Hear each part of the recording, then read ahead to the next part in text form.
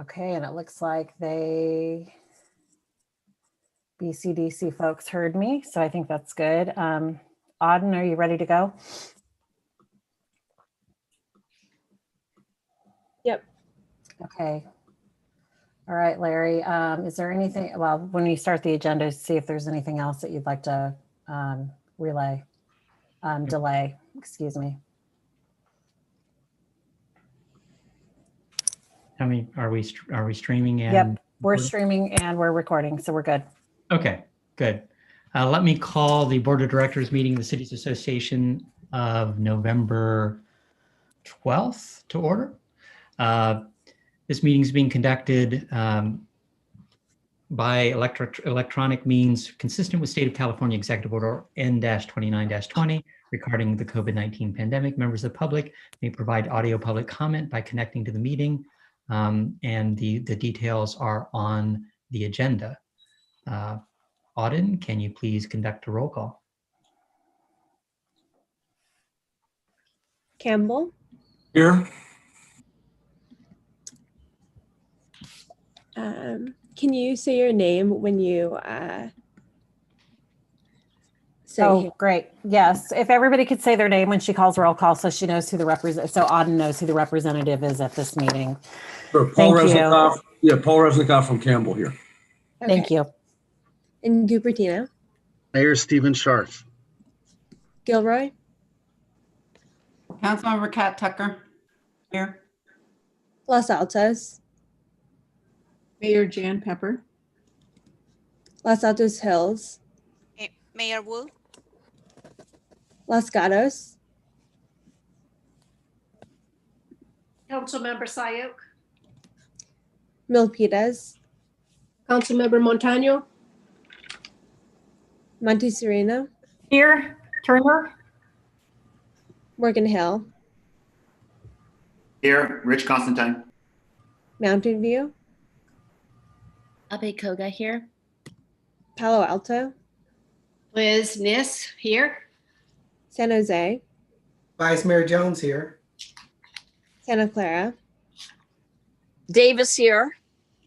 Saratoga, Bernald here. and Sunnyvale. Mayor Klein? Thank you. Okay, next up is our consent agenda. Does anyone have any comments or an item to pull from the consent agenda? Is there any member of the public who wishes to speak on a consent agenda item? Please raise your hand.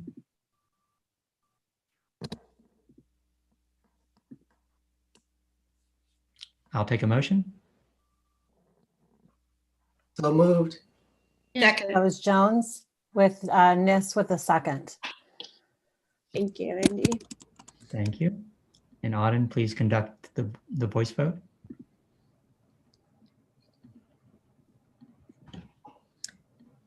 Vice Mayor Jones, Aye. Mayor Klein, Yes. Councilmember Davis, Yes. Mayor Abacoga, Aye. Mayor Pro Tem Tucker, Yes. Mayor Scharf, Aye. Mayor Constantine, Mayor Constantine, Rich? Sorry, I forgot to unmute. Aye. Councilmember Nis, Aye. Councilmember Turner, Yes. Vice Mayor Bernald, Aye. Mayor Wu, Yes. Councilmember Sayok, yes, Councilmember Resnikoff, Aye. Mayor Pepper, Yes. and Councilmember Montano. yes, Motion passes. Very good. Next up is committee and community presentations. So Andy, go ahead. We'll hear from BCDC at another time. Yep. And then we have,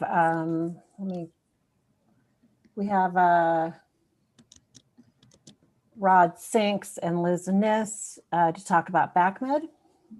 And I will pull up a screen for them.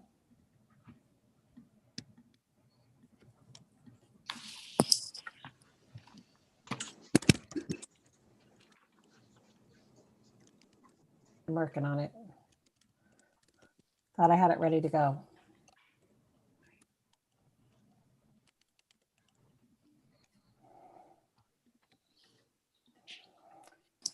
I thought technology was supposed to make our lives easier. Okay, there you go. Thank you so much. I appreciate your support earlier, and wanted, as I have every year since being appointed over the last 6 years, to brief you on, make a report to you on these activities. And listen, Liz, you're still in the audience, I believe, and I'm sure you'll chime in and offer your color as well. So it's been my privilege to serve as the chair of the board this year. I've been in a leadership rotation that's lasted 3 years. And we have accomplished a whole heck of a lot in that time. And my letter goes through some of the points, but basically, right, we are responsible for the health of residents with respect to the air that they breathe. And we also do a lot on climate mitigation. So let's move to the next slide. Can we move to the next slide? There we go. So hot topics, I picked this word rather deliberately. I'd like to go over these things: air quality, wildfires, impacts of COVID on our regional emissions, talk about the South Bay Order Study, the Lehigh Cement Plant, the status of petroleum refineries. We've had some real changes in the last 6 months. And then the work that we're doing on particulate matter regulations, and on what we're doing generally on climate change. Next. So this is probably familiar to you. This is certainly a hot topic. This is September 9th this year, and the Bay Bridge. Astonishing air quality from wildfires. We thought we'd entered an apocalypse, and as we know, these wildfires were induced by lightning. If we go to the next slide, were a number of lightning strikes. The deal that, of course, is made all of this much worse is the fact that we're drying out in California. So the forests don't have less moisture content. All of those lightning strikes ignited those fires, and of course we've had a record year. Unfortunately, 900 fires burning over 4 million acres. We issued a record high 49 spare the air warnings through mid-October. And as you know, as you all know, we were very aware of air quality being in the unhealthy to very unhealthy range during much of September, August and September. Next. So we have observed reductions in emissions from traditional sources due to people driving less, primarily due to less energy going into our buildings, our built environment. We've seen a 20 to 30% reduction of CO2, a 15 to 25 in particulate matter, 30 to 45 in NOx. And of course, these reductions do not, they're not consistent across the Bay Area. We have facilities like warehouses and industrial facilities. If they're up and operating, there's a lot going on. Diesel particulate matter from delivery trucks is still very much a potent thing with folks living next to freeways or those kind of the facilities that attract those trucks. Next. Next slide. Yep, sorry. Okay. There we go. We are finding, though, that during peak rush hours in the mornings and evenings, things are returning to a more normal state. Our gasoline demand is back up to roughly 70%. Diesel is in the high 90th percentile of normal. And of course, that owes to all the deliveries that we're receiving instead of in our offices very often now at home. Our public transportation ridership on BART, this is a BART statistic from a couple of months ago, is at 12% of capacity. That's not a reduction of 12, that's 12% of capacity. So our Air District staff is currently monitoring to see what impact we could expect on emissions region-wide in the coming months and as we exit the pandemic, hopefully in the next year or so. Next slide. A big area of focus for us in this county are odors in the South Bay, in North San Jose and Milpitas. It also impacts folks in Fremont, in the next county. And this is a complex picture that shows you the materials exchanges of the waste streams that move from facility to facility between Newbie Island, ZWED, and the regional wastewater facility that's co-owned by Santa Clara and San Jose. Next. So we've paid some real attention to this over the last few years. We've been a key participant. I've personally attended for about the last 2 years, quarterly South Bay Odor stakeholders meetings. Those meetings include representatives from ROCANA and assembly members, as well as the major facilities providers, the City of San Jose's LEA, and the Air District. And so we have been working together, I think, mostly productively to address these issues. And we put together a study. It's about $500,000 study that's had some setbacks due to different patterns during the pandemic, but nevertheless, it is continuing from these waste facilities. And we will, we will conduct it during various seasons and try to get to the bottom of exactly where the real issues are. But I will tell you that there have been encouraging changes.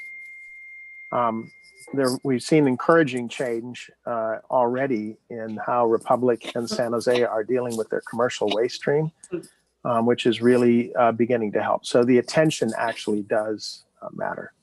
Next. A little bit about the Lehigh cement plant. It's the other really big industrial facility in our county. We have had a big public meeting in Cupertino focused on air quality in September of last year. The kiln, interestingly, has been shut down since the end of April. They've done a little bit of grinding of clinker, but which is the product that has completed the kiln, to turn it into cement dust. But yeah, with reduced construction and everything, they made a decision to shut down the kiln, which is the thing that turns calcium carbonate into the cement product through a chemical process at very high temperatures. We have a review, not yet. We have a review in process under our Air District's toxics rule. This is a new rule for the last few years, 1118. This is being conducted also in refineries in phase 1, and eventually we'll get around to every stationary source in the Bay Area. There's also an EPA consent decree that I expect will substantially reduce condensable PM. That is an issue not specifically in Cupertino because of a very tall stack, but it's an issue in all of the South Bay where this stuff hangs out. Next. In the spring, Lehigh submitted a new reclamation plan to the county. It proposed a new 30-acre pit. It proposed filling the existing pit, which has been it's been mined for the better part of 70 years. That would, if the county approved it, would bring 600 new truck trips per day, 5 days a week for the next 30 years. So the Air District has some real concerns about this plan. There is also proposed new activity and a haul road between this facility and an adjacent Stevens Creek quarry. They put an illegal road without any permits through, and the city of Cupertino and the county said no, not so fast. And so it's not clear how this will turn out. There's an EIR in progress for this project, but it will remain the interest of a number of residents of cities. And from a pollution standpoint, everybody in the South Bay ought to have their eyes on this. Thank you. Next. Refineries. We've had for a long time 5 Bay Area refineries, but during the pandemic, Marathon first idled their facility and then has announced that they're ceasing refining altogether. The impact is 740 jobs, or the most of them, and we've lost now 161,000 barrels a day of production. That facility will become a storage facility, so marine terminal and storage facility. Phillips 66 has also recently announced that they want to cease conventional refining. They have a sour crude coming up from Southern California. They're going to stop taking that, and they're going to turn the facility into the largest renewable facilities plant in the world. And as we have been a net exporter of refined products, we will now, with these measures, become a net importer until such time as we reduce our demand on fossil fuels. Next. Particulate matter has substantial impact on health. EPA has done a lot of great studies and meta-studies. They've chosen, under the Trump administration, as you might imagine, not to enact more health protective standards that the scientists could justify. But we have a 2-year initiative in the Air District, and which is leading the way toward action. We have our expert advisory council coming in with a very specific set of recommendations at our December 16th meeting.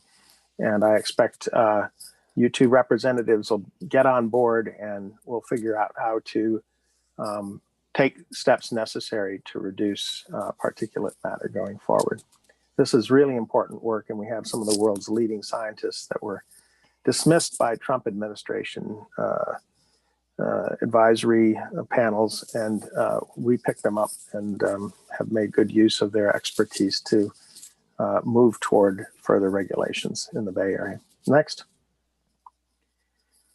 We've taken a number of steps to tackle climate change. As you probably all know, we fund bike trails, we fund EV chargers, and all the rest of it. We've had a couple of major programs in the last several years, including our Diesel Free by 33 initiative, an attempt to really eliminate all diesel engines in the next 13 years.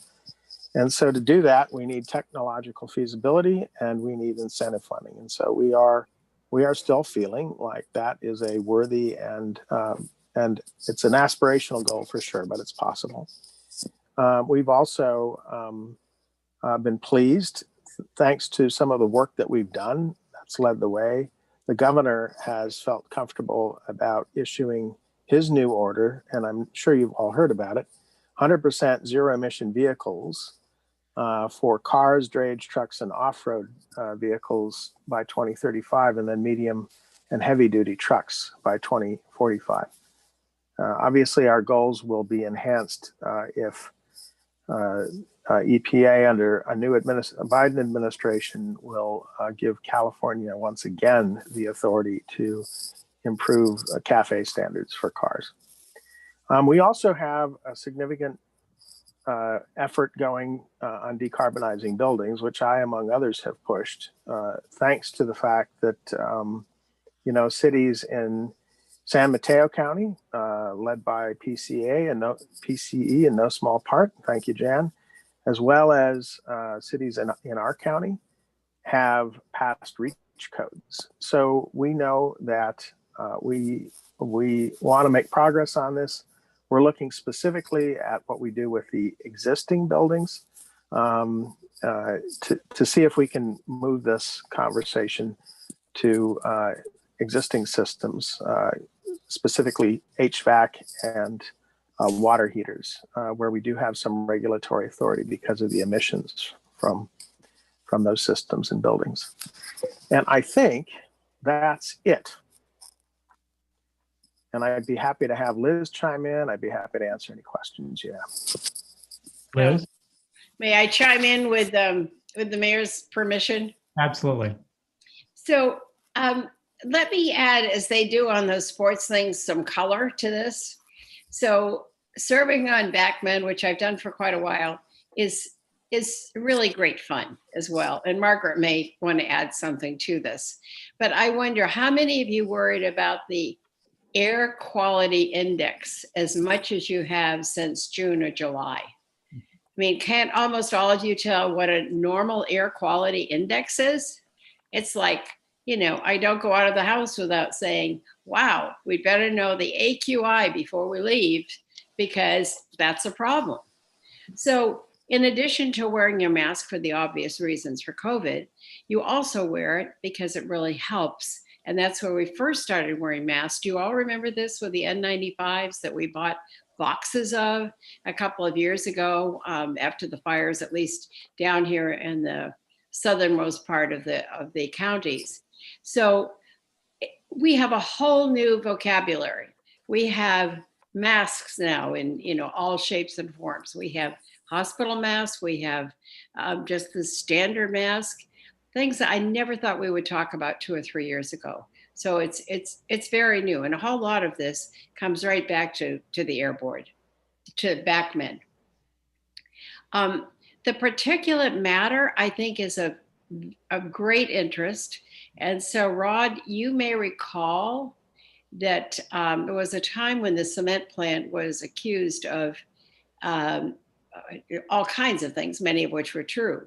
But some of it turned out to be particulate matter that fell onto the cars or onto the lawns, which was very interesting. So for any of us who have any kind of breathing problem, whatever that may be, the particulate matter, when you're looking at the AQI, is extremely important. So I would also add, and I'd like to see if Margaret wants to add something to this too, because she's also on this board. It is a fascinating board to serve on, because this is 9 counties. So you get a flavor of the 9 counties, everything from Solano to Santa Clara County to Sonoma and Napa. This is really what this whole area is about. Millions of people, all worried about the air they're breathing, and also worried about something that candidate Jimenez mentioned earlier tonight, which is 617, which was the intent on the part of the legislature to identify areas of care throughout the county. As he mentioned, there's one in San Jose, Oakland, and these are areas where there's a particular need, where air is an enormous problem, especially for kids, where it leads to asthma and other kinds of long-term respiratory illnesses. So some of you might remember I have a public health background. This is just the kind of board you want to serve on when you have a public health background, because this is public health. Air quality, the air you breathe, is everything about how you feel, how you are, how you even see into the distance. It's a very important regional board to serve on. So congratulations to those who are continuing. Margaret, are you going to continue on the Air Board? I don't know. I'm looking at you. And maybe you want to add something to Rod, a fabulous presentation. Thank you so much. Margaret, do you want to say anything? Sure, thank you. I too have really enjoyed my time on the board. Frankly, much more than I expected. Just the topics, the issues are really obviously very relevant. And what I've really been pleased with is the synergy between what the Air District does and what we're doing with CCAs, with transportation. As Liz mentioned, we really are honing in more into the health effects and looking at our communities of color and low income. There's, as you know, environmental justice is it's actually a big topic that, you know, it seems like it's been more relevant to like Alameda County, Contra Costa County, but certainly we have those concerns here too in Santa Clara County. So I've been interested and look forward to continuing that work there. So I was appointed by the County Board of Supervisors. I believe my term is up next March.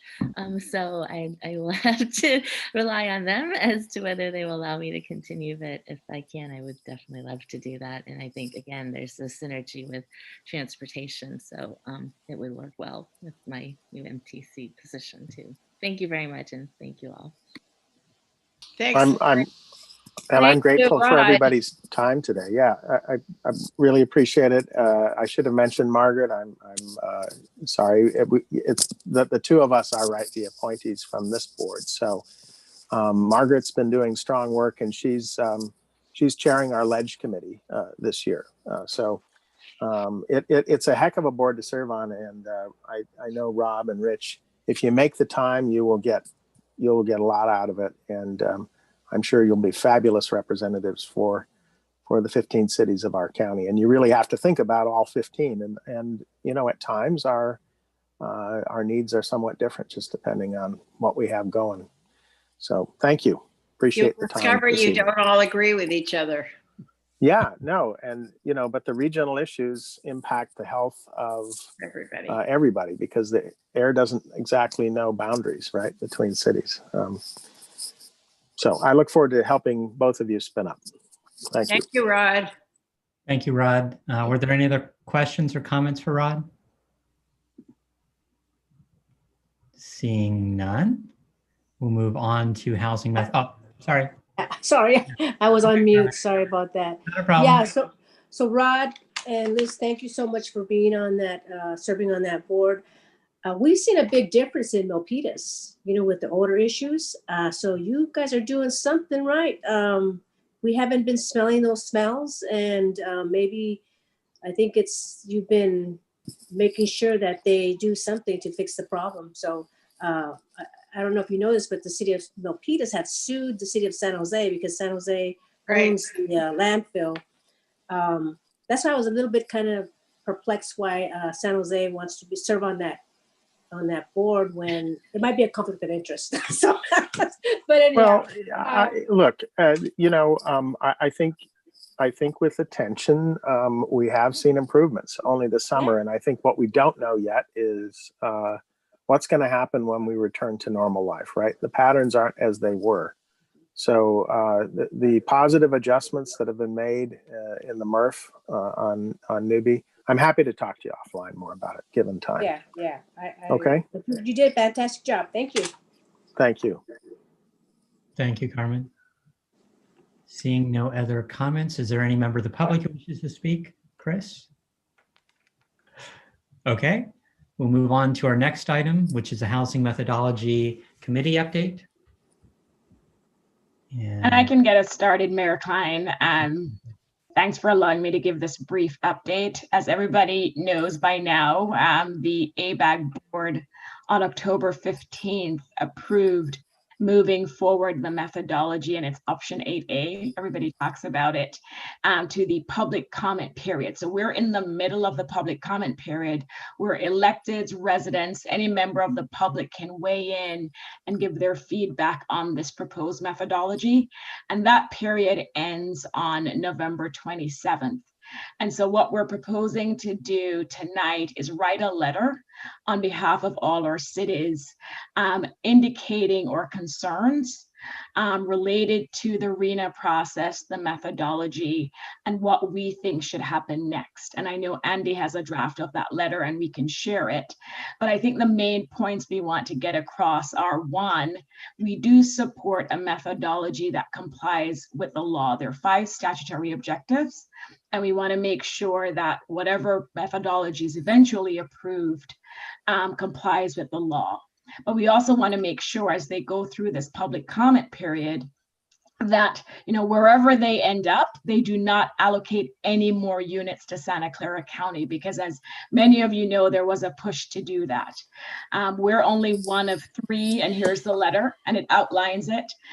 So these are just different arguments we would make as part of the public comment period to make sure that Santa Clara County, which is, you know, currently allocated the highest share of 33% compared to all the other counties.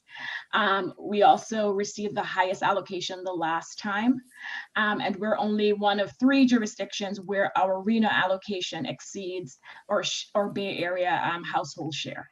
And so I expect many cities, I know Palo Alto is working on a letter, Los Altos or Mayor is working on a letter, and I'm sure there are other cities as well. I think I heard Cupertino, Stephen. And I do encourage all cities to submit individual letters, but we'll also submit this letter on behalf of all our cities to send a stronger message. So that's the point of this letter and this discussion. We are moving forward as part of the public comment period. One of the things that's being proposed is to have a sphere of influence adjustment. And this is to address the concerns we're hearing from the unincorporated areas, because they also got much larger numbers that they've had during past cycles. And because of limited services there, they're wondering, and also because they want to preserve open space and maintain the character of these unincorporated areas, they're trying to figure out how they can distribute this large allocation. And so one of the proposals is the sphere of influence adjustment, where they would work with cities within their counties to see if they could push some of their allocations over to some of the cities. As of right now, the proposal is making it voluntary, where a city would have to agree to do this, in our case with Santa Clara County.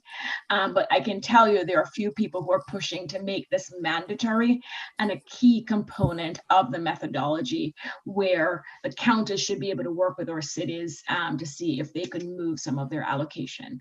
So I'll stop there and we can look at the letter. We can talk about the fact that we have no idea where we're going to build all these housing units, because as you know, 441,000 is a large number, and that's what HCD gave to our region. And so the methodology doesn't create the number. It really just figures out how to distribute the number. And I said it last week, and I'll say it again. I really see this as something that's setting us up to fail, because I have no idea how any of our cities will really meet these big numbers when we fail to meet much lower numbers in this current cycle. So I'll stop there. Any questions, any point of discussion? We could look at the letter again to see if we want to strengthen it or take anything out. Thank you. Could I ask a question of Anissa? In the past, our numbers have been simply identifying a certain area where you can put a house. It was primarily, yes, this is where it could go, but there was no penalty if it didn't go there. Do you know how this has changed from what I think was, what I perceived at least as, yes, you could put a house there, but if one didn't go there, then nothing seemed to happen. What's changed? So they're building on the last cycle. Wherever we identified during the last cycle that we would place housing, they're actually reserved. You have to identify additional areas. So when we've talked about that, now you have to identify additional areas to put this additional housing. So you can't use the same location you had identified the last cycle. But that is also still part of the discussion, Councilmember Niz, where right now, based on Plan Bay Area 2050, where they're projecting where all our cities could build all these different units, as part of the public comment period, people are pushing back to say, for different reasons, they're not able to build units in these locations identified by ABAG staff, based on looking at our zoning, or each city's zoning codes and plans from the last cycle. So those are the two things I've heard come up to that discussion point. So let me ask it another way, though. Is there, for example, we've had numbers all along for a long, long time. However, there was never any stick at the end of the numbers if we didn't get the numbers. Is there a sufficient stick this time for whatever numbers we come up with or not? No, not so. I see Liz. So that to that question, Councilmember Diz, no. I mean, the stick would be the eventual lawsuits and any penalties imposed down the road. But as part of the methodology and Plan Bay Era 2050 discussion, there have been no sticks identified. And Liz, do you have something, Councilmember Gibbons? If I may, it did not go forward, but it got a long way. There was legislation to penalize cities $1,000 a unit for what was not built. So it is, the penalty discussion is clearly underway, and it would not surprise me if it comes back in this coming 2-year cycle. I will say, yeah, and one of the factors that we considered early in the process was whether or not we should penalize cities when we did the RHNA allocation if they didn't meet their numbers this cycle. And the overwhelming vote was we did not want to penalize cities in that allocation process. Unfortunately, our legislators don't think the same way. If I may, I'll just offer that today there was the public hearing, and maybe Andy can do this for everyone. There was at the beginning of the public hearing of 2 very, very good and concise presentations of both 2050 and the RHNA numbers. Highly recommend a relatively short time to just listen to those 2 presentations, and it will help you a lot. One of the my favorite broken record is talking about the influence of 2050 on the RHNA process and allocations. And coming up, we will be talking about the implementation phase of 2050. And that is in fact where we as cities will have to comment and influence things. So please keep a lookout for all the discussions coming up on implementation, and also be sure and get your comments in to ABAG, and keep Nisa, my new partner, and myself engaged in anything that you want presented at the ABAG meetings. Okay. Be interesting to hear as you go along what occurs. So, Anything else, Liz Ness? No, but thank you. Liz Gibbons, did you have anything else to add? No, thank you. Okay. Mayor Scharf. Great, thank you. So what I understood, the stick is that if a property owner doesn't build their housing element projects, and as a result, the city doesn't build a sufficient number of affordable units, then SB 35 kicks in and the property owner gets whatever SB 35 entitles them to. And I was on a call a week and a half ago with California Association of Local Electeds, and they were talking about what's happening with SCAG and specifically Irvine, because Irvine, essentially all the land in Irvine is owned by Irvine Company. And they said, well, this is just impossible. We can't build this number of units that we've been allocated. And if SB 35 kicks in, well, we won't build those either, because though, the SB 35 is even less desirable than their normal projects, because they're forced to build all these extra BMR units, which doesn't that doesn't pencil out. And I think we're going to see that in this region as well.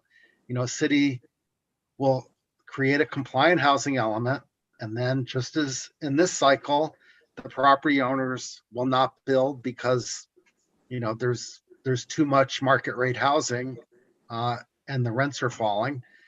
And then SB 35 will kick in and they won't build that either. So it's at some point, this is all going to have an epic collapse, but we may not be around by that cycle when this happens. So I just thought, Nisa, if you could comment on the whole SB 35 being the penalty if a city, well, cities don't build, but if the property owners don't build their projects. I mean, Stephen, I have nothing to add to what you said. That's not part of this public comment. I mean, I know what you're talking about, but outside of the context of ABAG and the methodology discussion. Because it's working with HCD and ABAG, we're not looking at sticks or carrots from the legislative perspective. And we actually don't discuss them. We really focus on our mandate. But you're right, that is another way to incentivize or force the building of the housing units that would then meet the RHNA allocation numbers. Right. Yeah, it was interesting to hear Irvine, because an SB 35 project is almost a disincentive, because you end up building a larger number of affordable units, which are even less profitable.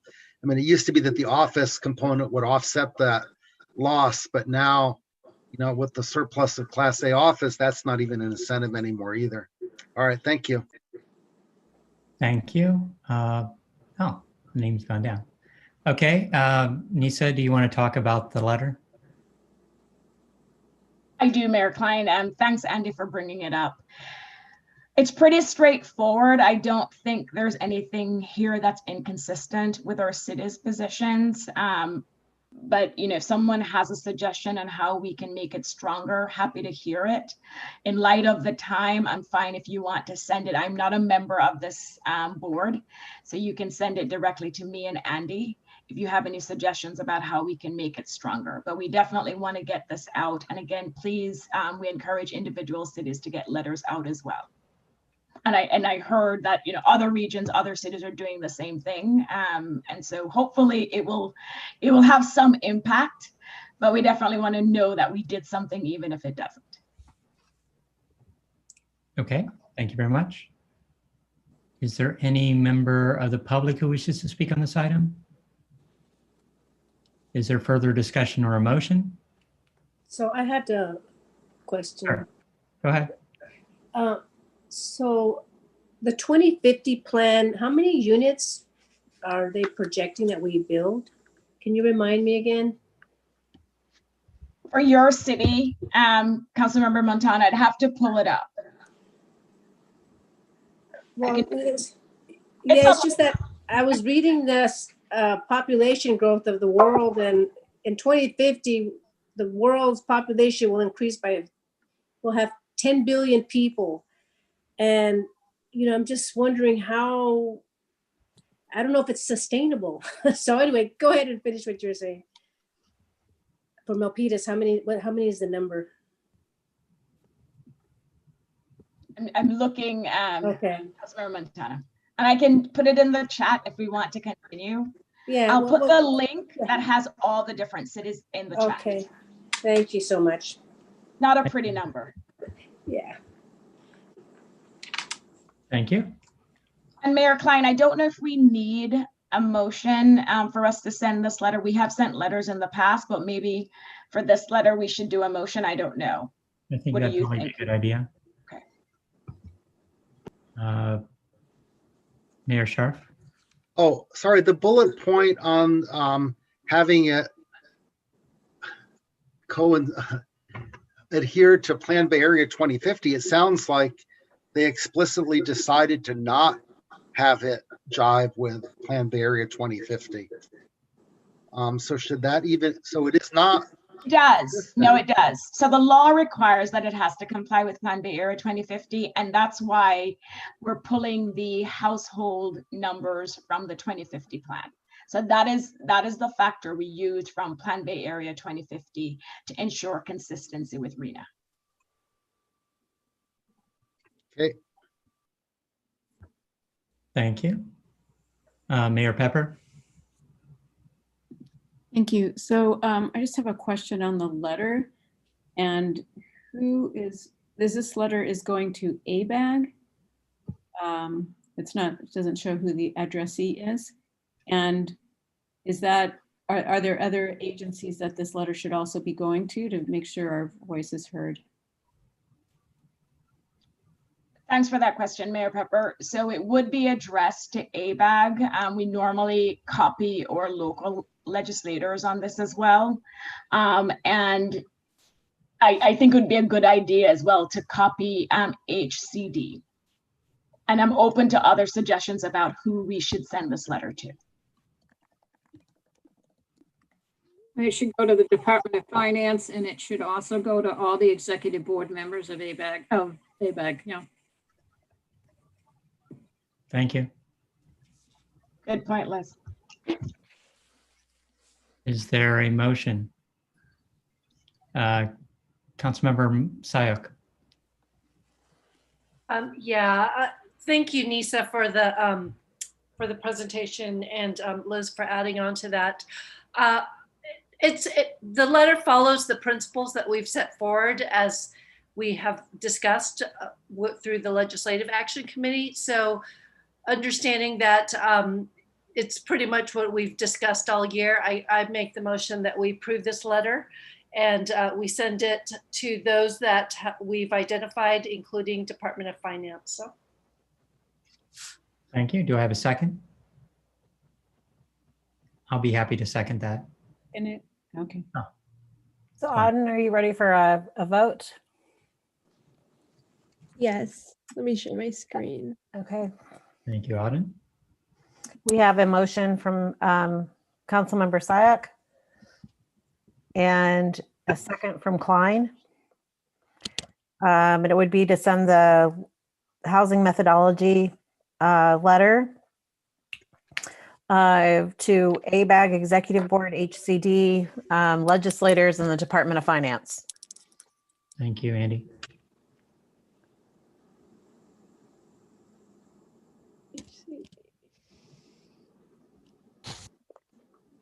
Okay. So roll call, Vice Mayor Jones, Aye. Mayor Klein, Yes. Councilmember Davis, Yes. Mayor Abakoga, Mayor Pro Tem Tucker, Yes. Mayor Scharf, Aye.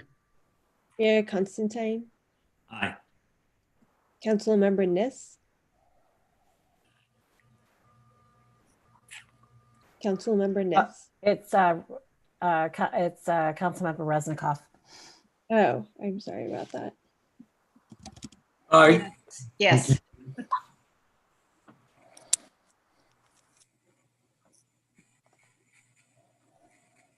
Councilmember Turner, Yes. Vice Mayor Bernald, Yes. Mayor Wu,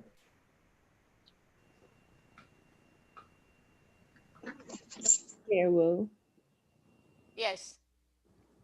Councilmember Sayok, Yes. Councilmember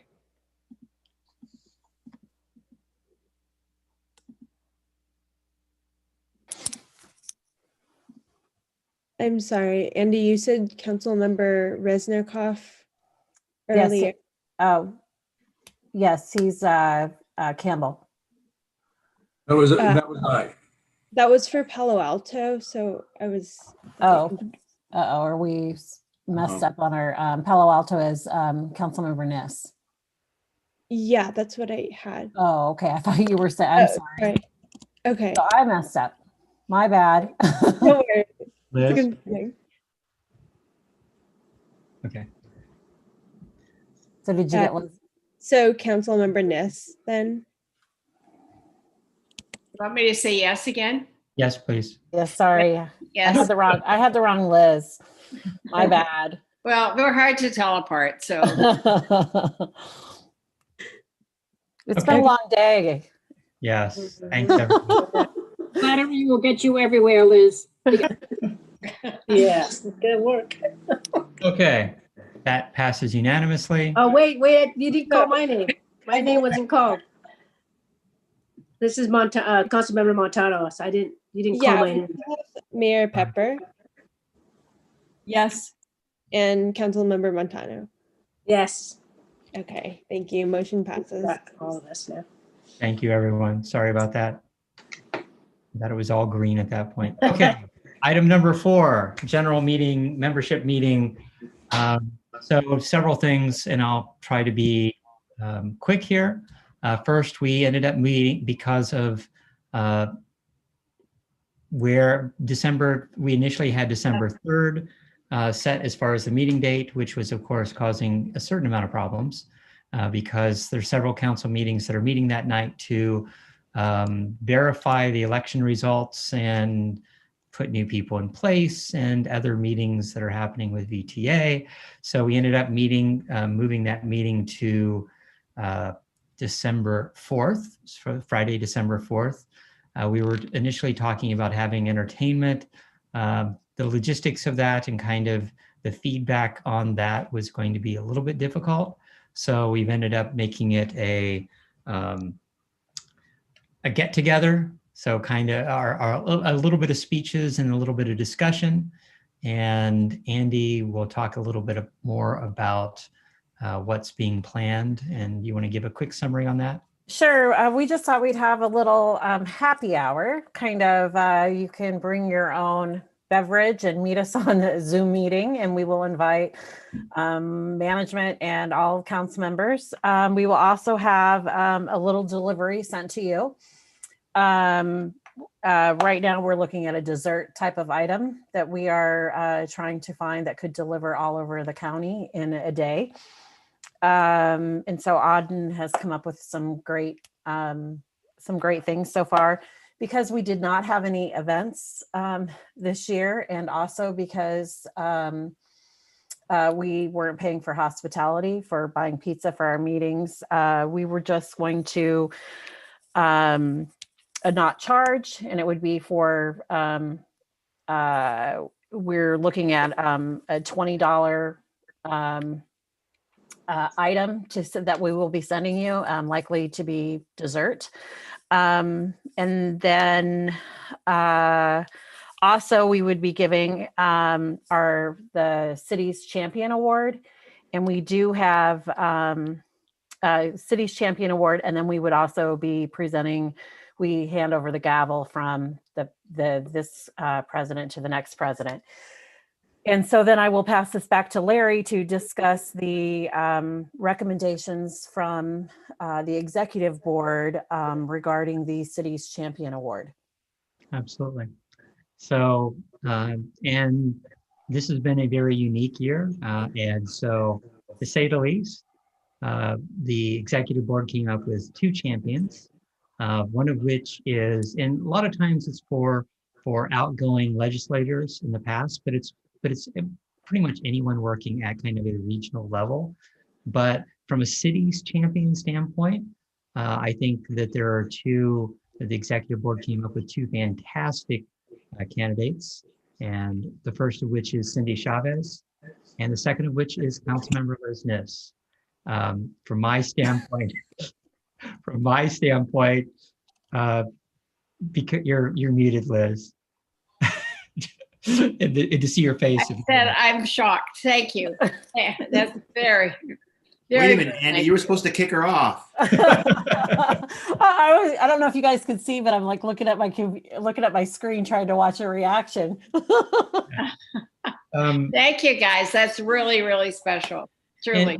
And for us, because of COVID this year, and it's partially because the cities association working, asking the county to partner with us, and then them basically coming to the table and saying, not just partner on testing and tracing, but everything else county related over the last 5 months, 6 months, that I think it's the relationship between our cities and the county is better than it's ever been to some degree, in that they're listening to our needs, and to me they're basically answering our questions, as well as figuring out, what issues that we have that they haven't heard about. So from my standpoint, I appreciate what Cindy's been doing. She's been, having weekly county meetings with the mayors to discuss whatever issues are happening, mayors and city managers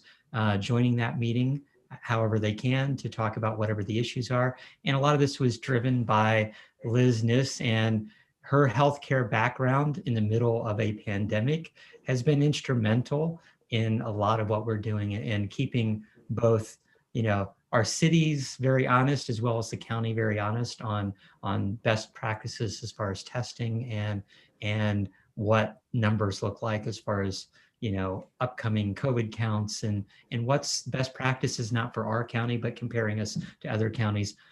Liz going to Alameda to get tested just to show how easy it is in other counties is really, I think, raised awareness here in the county. So I just want to put that forward. I think the executive board came up with 2 great candidates, and we do need an official motion to approve this. But So moved. Second, Vice Mayor Jones. Bobby Koga, second. Thank you very much. Any further comment? And we can talk a lot more on the evening of the event. Thank you. And all the mayors made such a difference in putting pressure on those county folks that have, I think you're right. We now have a much better relationship. Absolutely. Thank you. No members of the public wish to speak. With that, go ahead and conduct a voice vote. Councilmember Davis, Yes. Mayor Wu, Yes. Mayor Klein, Yes. Mayor Scharf, Aye. Mayor Abakoga, Aye. Councilmember Sayak, Yes. Mayor Constantine, Aye. Councilmember Turner, Yes. Councilmember Nis, Thank you. Yes. Mayor Pepper, Yes. Vice Mayor Bernald. I hope you can hear me. My computer's gone wonky again. Yes, we can. Okay. But we didn't hear your Vote though. confirmation. It was a yes at the end. Thank you. Vice Mayor Jones, Aye. Councilmember Resnikoff, Aye. Mayor Pro Tem Tucker, Yes. and Councilmember Montano. Aye. Motion passes unanimously. Thank you very much. Next up is item number 5, HR policies. I think this will be relatively quick. Andy, do you want? I'm just going to let Shantine take this. Thank you, Shantine. Thank you, Mayor Klein. I will be brief, I promise. Good evening, everyone. Good to see you all.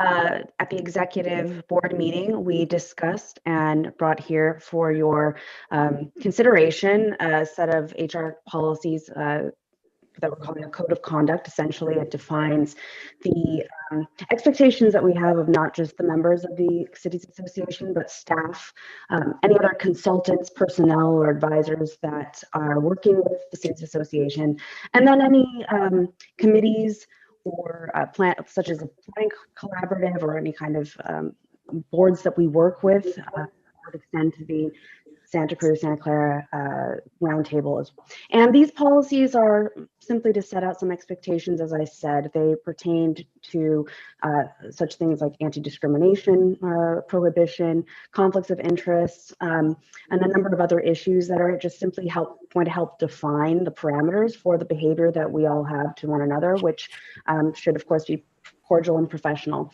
This also will outline and does outline a complaint procedure. So if there's any suspected or apparent violations of the code of conduct, there will now be a way for members, staff, anyone covered under this code of conduct to bring those complaints or issues or concerns to Executive Director Andy Jordan or to me for appropriate action that will usually begin with an investigation if that's warranted, and then we will decide and determine what the next steps are. So it truly, though, is just to set those expectations for all of us. Let us know that we're operating as a professional and very cordial entity, and it will also help propel us into our next phase of developing the JPA.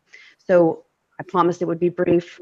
That's really the meat of it. Happy to answer any questions if you have any, but I think they're fairly standard policies that I brought forth for you all for your consideration. Thank you very much. Mhm. Are there any questions for Shantine? Any member of the public wish to make a comment? No? With that, is there a motion to approve the new policies? So So move. moved. Jones. Sorry. I'll second. Thank you. Thank you, Mariko, for the motion. Chappie seconding. And Auden, can we have a voice vote? Yes, let me get the screen share up. Thank you.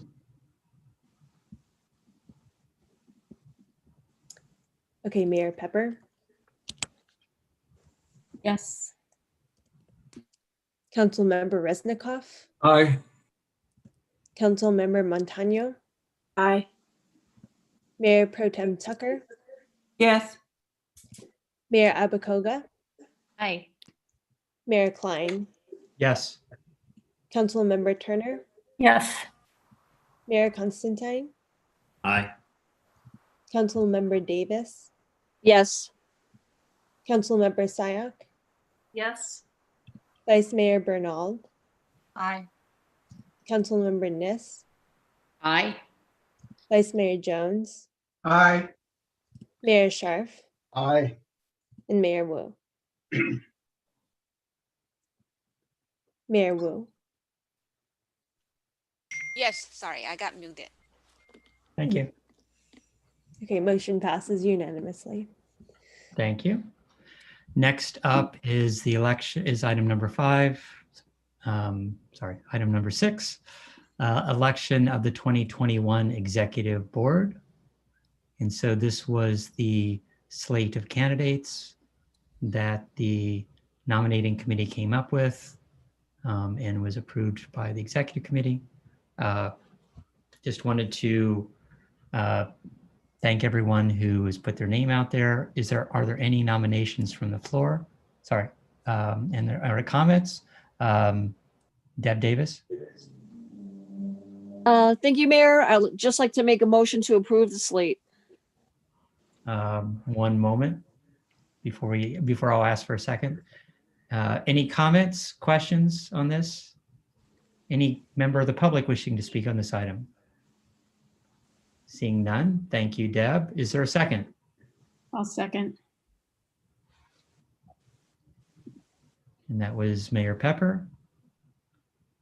And Auden, yet again, can you do a voice vote?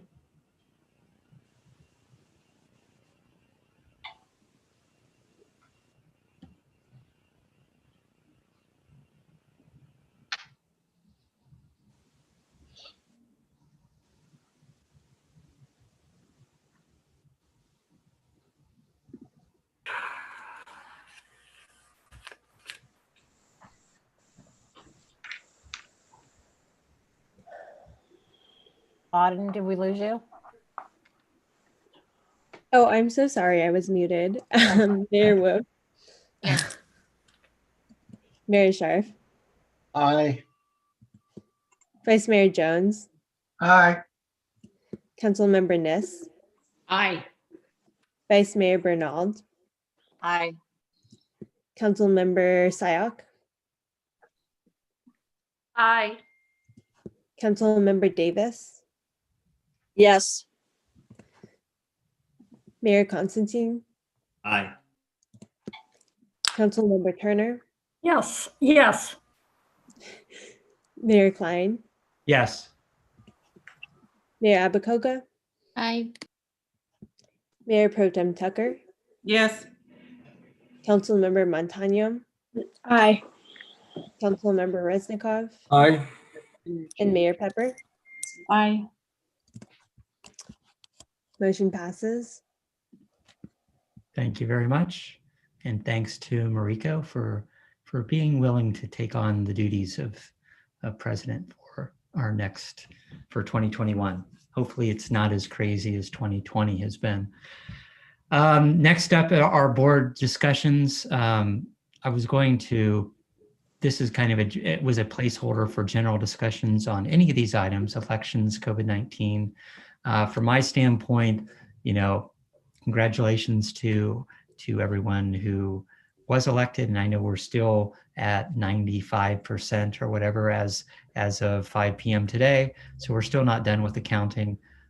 If anybody had any comments or anything to share on either of these issues, elections or COVID-19, please raise your hand. Can I just raise my other hand? Sure, go ahead, Liz. So for all of you, or some of you who are on the Cindy and Joe calls on Saturday morning, it is very clear that the more testing that gets done, the better.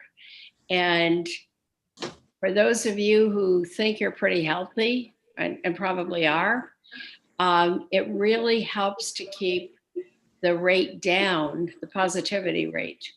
And I noticed that we have a county person here who might want to say something about it. I can see him with his pink shirt. But it's hard to believe that it makes such a difference when you feel like, why should I get a test? I'm just fine. Nothing's wrong with me. But it really does help with the demographics, and it helps with that overall view. Does county want to say anything about that? Or are you going to hide in the background? No, I actually raised my hand earlier. We've done 1 million tests in the county so far, so the pace has picked up quite a bit, and we're happy to see that. We're trying to accommodate any cities that want to do local testing. We have a mobile unit. We have other ways to get testing out. Along with this, we're encouraging people to get their flu shots. That's not a surprise. But to really go to the need for testing, we're finding the numbers are skyrocketing. We're potentially going to lose our status in the orange zone and go to a more restrictive zone, because even after all the imploring we and all of you have done in your cities, people are getting infected. They're getting sick, and it's causing huge problems. So this is going to be discussed on the Saturday call for those of you that are mayors, or Kent as a city manager. The other issue that will be a topic will be the whole notion of vaccines. So how vaccines will be distributed, who gets them first, how they'll be physically given out in various cities. All these things are plans that are coming together now. So that's what we'll be discussing. We send out a packet to all your PIOs, to the mayors and the city managers every Monday. And we sent out a survey to ask you what you thought of that packet. We want to make sure it's useful for you as you communicate with your residents, all the points that Liz and our public health officers have been making for a long time, which is be safe, people. Where we have special information on how to have a Thanksgiving meal with your family, how to be safe, and which obviously goes into the holidays at the end of the year. So we really do try to give out as much information as we can to make sure we're all in this together, so we can get our numbers down to living things we can live with.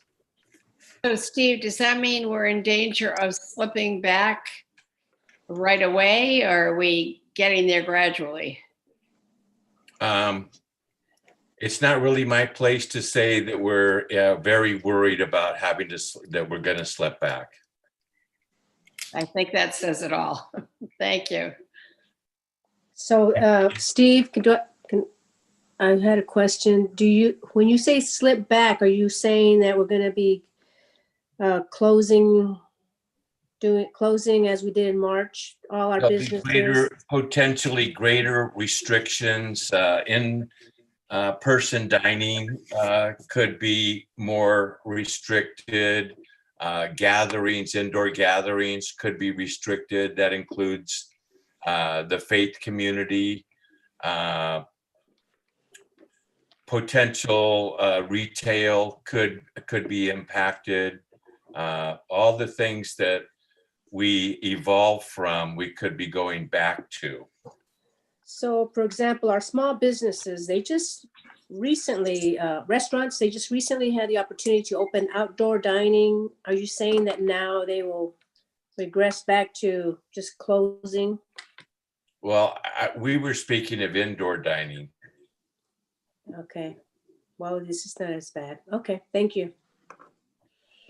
I'm just worried about the economy. It's, I think that's the biggest, everybody's worried about that. The workers, it's just going to have a huge impact. Yeah. That's why we really encourage people to help get the word out. If we get our numbers down, then we can go back to indoor dining, indoor retail, having people work, allowing people to go inside to their places of worship, all that. Thank you. Thank you. Mayor Pepper. Thanks, Steve, for the info. I haven't seen any data on, why the numbers have gone up. Has there been any correlations done about what kinds of activities, as we open up, seem to be leading to more infections? We just see the numbers change, but we don't know why. Does the county have that data, or where can we learn about that? Well, there was a really good article in the magazine Nature that spoke to that talked about when things open up, people get together and they take off their masks when they eat. When they do more gatherings, they're around people and people don't wear their masks as much as they're told to. And it's just, we're not through the pandemic yet. And a lot of people have pandemic fatigue. They're tired of this. We're all tired of this. And some people just lose their discipline, and that's putting us in danger, both in this county and throughout the nation. It's not a unique phenomena. We don't really have leadership that's getting people to, get on board and see this as a national challenge. We just don't have that. And I think we will see that with the next administration, but that's not going to take place for a long time. Okay. I guess what I was looking for is how many of the infections are due to people dining or due to kids going to school and bringing infection home and that kind of thing. Is that kind of data available, or that we really don't have that kind of information? It's really hard to know. Our best information comes from contact tracers who get the information that people tell them. And do people always tell them the truth if they maybe were around a lot of other people in their churches or synagogues or whatever? It's hard to know, I guess, is what I'm saying. Steve, there was a study, excuse me for interrupting. There was a study that talked about your risk and the likelihood. And the more that you're inside, and then depending on the activity, your risk goes up. So if you go to a restaurant and you eat with a group of people inside, your risk goes up like sixfold. So I'm trying to find that study, and I will email it to everyone. But that was really helpful. And we just discussed that on one of the Saturday meetings as well. And Andy, I'll look for the Nature magazine article and send that to you so you can send it out to the group too. I think that's great. Instructive. Thank you. Mayor Constantine. Thank you. I have more of a comment. Is that okay for this period? Sure. So first of all, Steve is very diplomatic. So I will be bad Steve. And I will just say that The only reason why we went from purple to red and then down to orange was because we tested, and we tested a lot. It wasn't because our numbers were down. So it was we were always on a thread as to whether or not we would be either move up or down. And we as electeds really have to, even though I completely understand this is an economic hardship, this is first and foremost a health emergency. And if people are dropping dead, dying, and I'm sorry if I'm being melodramatic here, but if people are getting sick and dying, businesses are going to close. So we as electeds have to push the fact that it's important that we wear our masks and we get tested. Now, we can empathize with businesses, but that can't be our main emphasis. Our main emphasis has to be the health and well-being of our citizens. And if we can push that and push the fact that we need to wear our masks, we need to test, that will help keep businesses open. The fact that we are moving from orange to red is because of the testing and because of the fatigue. And I had a call with President Chavez as well as the mayor of Gilroy, because we've had a spike in the South County. So we're looking at ways to mitigate that. And one of the things that I've noticed in myself is I haven't pushed out as much as I used to on my social media about testing. So I kind of got complacent. So we have to redouble our efforts now, and especially since we're moving from orange to red. We really got to stay on top of this, because again, this is a health emergency. And the only way we're going to get our economic house in order is if we get our health in order. That's my 2 cents. Thank you. Yeah. Thank you, Rich. Very good. Yay. Councilmember Sayak. I just wanted to ask Steve, if we go backwards and add more restrictions, how does that affect schools? Well, there's a real interest in not going backwards with schools. The county office's superintendent is on all the calls and she participates. The amount of infection doesn't seem to be coming from the schools. It's been determined. So, I mean, each school kind of each school district creates its own destiny, but we're not doing so badly in that area. Okay, thanks. Okay. Any other comments, questions? Thanks, Steve, for answering this. And obviously there's a general interest and we'll keep this on the agenda, I think, going forward for a while. Although, of course, the next agenda is Rico. So whatever she wants at the end of the day. Next up is City Manager's report. Thank you. I have a very brief report. The city managers did meet in their weekly meeting today. Topics we discussed included local ballot measures for the cities that were on the call and what passed and what was on that measure. We also talked about library services and what cities are doing to restore or reopen their library services. So that's all. Okay. And a question there. So as far as library services, are any cities doing indoor services yet?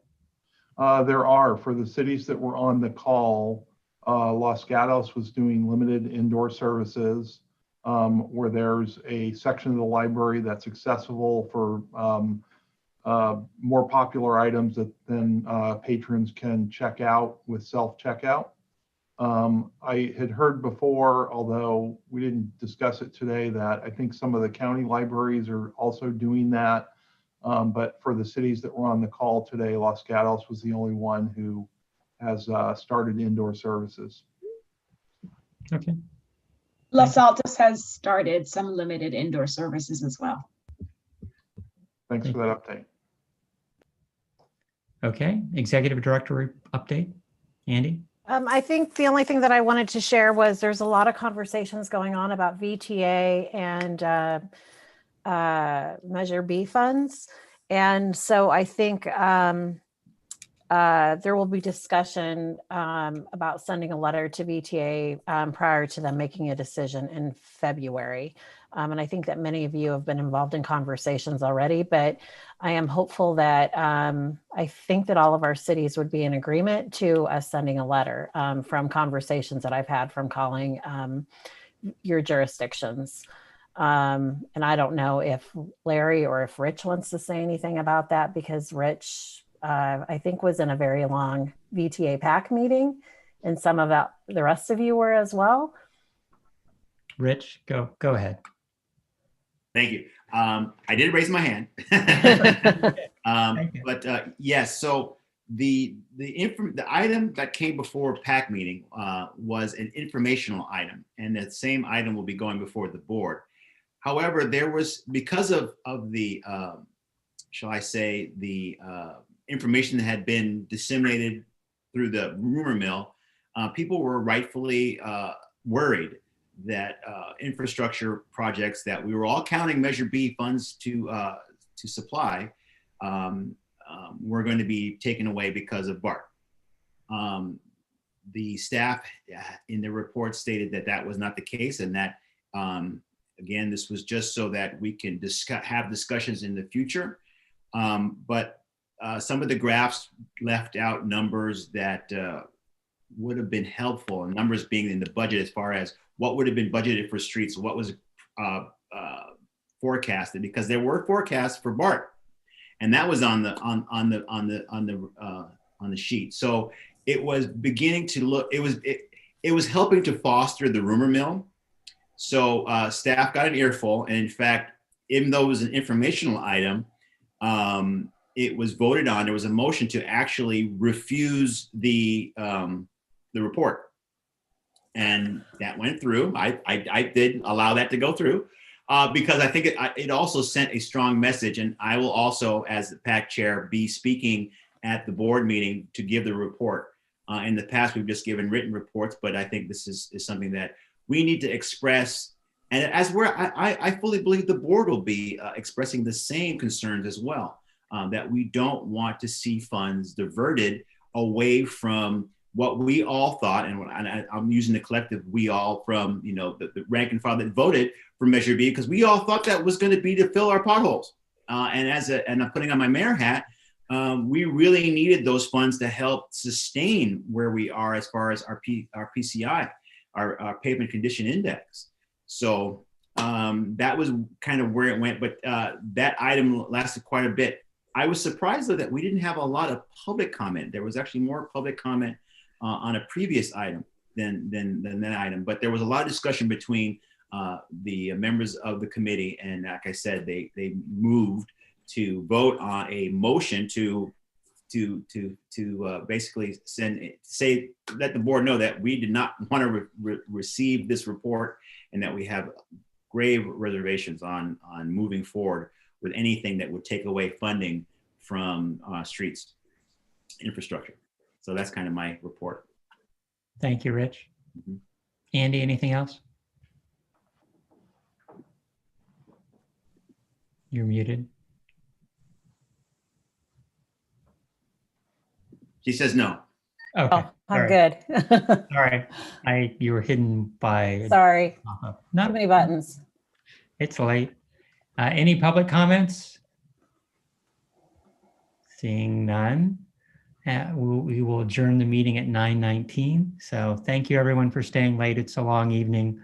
Everybody's enthusiasm has waned.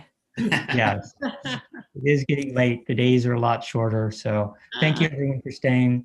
Hopefully you'll be able to attend the get together in December, and hopefully we'll get a little break with the holidays coming up. So thank you very much. Have a good evening. Thank you, Larry.